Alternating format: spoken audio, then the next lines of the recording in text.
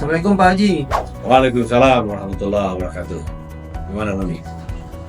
Pak Haji, Indonesian Open 2025 digelar tanggal 3 Juni nanti. Tapi Jonathan Christie mundur dari Pelatnas PBSI dan jadi pemain profesional. Kira-kira apakah dia masih bisa ikut turnamen, Pak Haji?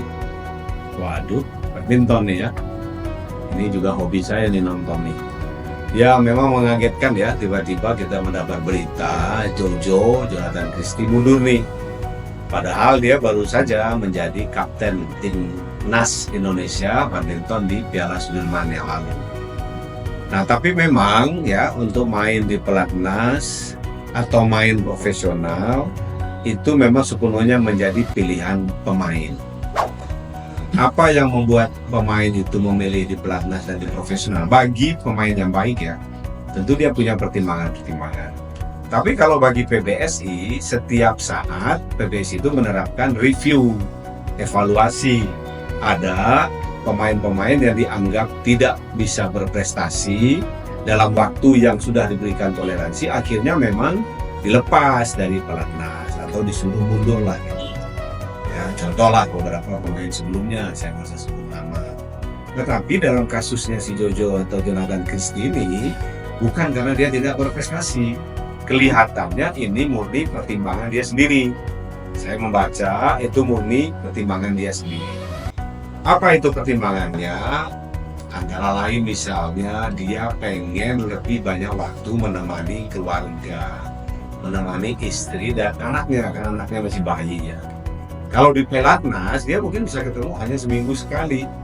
Tapi kalau di rumah dia latihan sendiri, latihan mandiri, tentu tiap malam dia bisa ketemu. Katakanlah dia forsir latihannya pagi sampai sore, tapi malam kan dia bisa ketemu. Nah, jadi mungkin dia memilih itu karena pertimbangan keluarga, itu sah-sah saja. Atau mungkin ada pertimbangan lain, kita juga nggak tahu ya. Biasanya pertimbangan sponsor, pertimbangan penghasilan. Di Malaysia juga lagi ramai sekarang atlet ganda putri yang lagi naik daun, pengen juga minta naik gaji di pelatnasnya, tapi mungkin nggak bisa dipenuhi sehingga mungkin dia memutuskan untuk main profesional. Apapun itu pertimbangannya, menurut saya ya sah-sah saja. Apalagi dalam kasusnya Jonathan Christie ini, dia kalau nggak salah udah 12 tahun di pelatnas. Mungkin ya juga ada rasa jenuh. Ada rasa jenuh, ada rasa pengen berkreasi atau berinovasi, sehingga dia memilih ya untuk mundur dari pelatnas. Nah kita nggak tahu apakah itu tiba-tiba prosesnya secara internal atau mungkin sudah dibicarakan beberapa bulan sebelumnya. Tentu hanya mereka dan PBSI lah yang tahu. Tapi saya sih berprasangka baik saja, saya berhusnuzon saja, ya nggak apa-apa.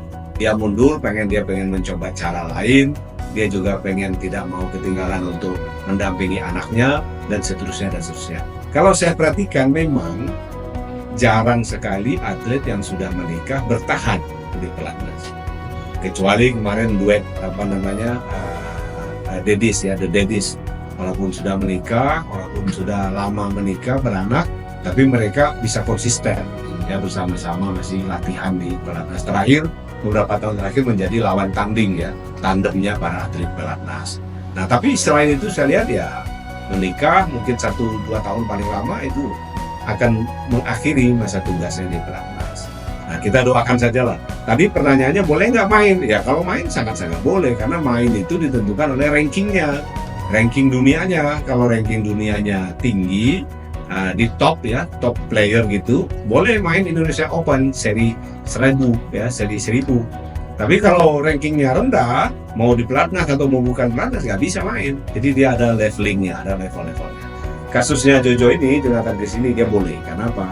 Karena dia sudah berada di top 5 dunia, top 10 dunia pun juga boleh main di Indonesia Open. Kalau nggak salah saya bahkan mungkin sampai top 20 itu masih boleh main di Indonesia Open.